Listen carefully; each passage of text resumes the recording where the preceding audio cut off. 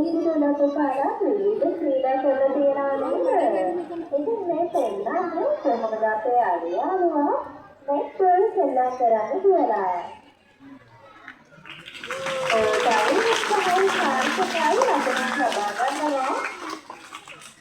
අපි බලමු මේ වෙන අවස්ථාව.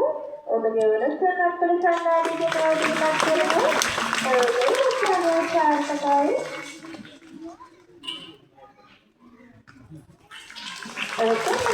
සාර්ථකයි සාමත් දක්ෂින කියලා කෙනෙක් ලබා ගන්නවා මේ අවස්ථාවේ.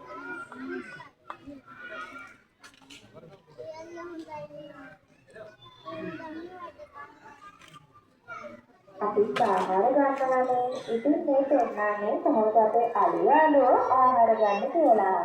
ජාතික සත්ත්වඥාන දෙපාර්තමේන්තුවේ තියෙන අලියෙකුට කිලෝග්‍රෑම් 250ක පමණ ආහාර වේලක් ලබා දෙනවා.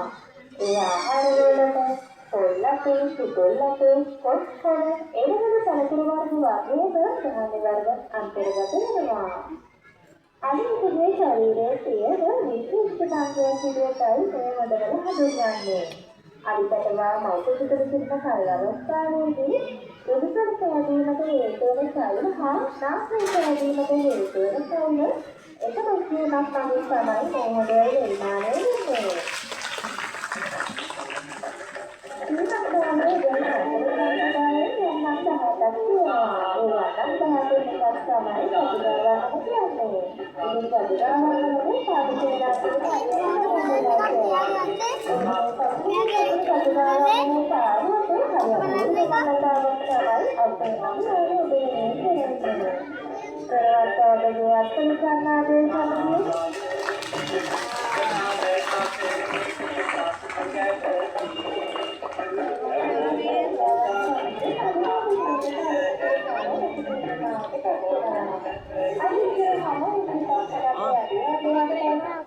Nih, uang terlapor ketinggian.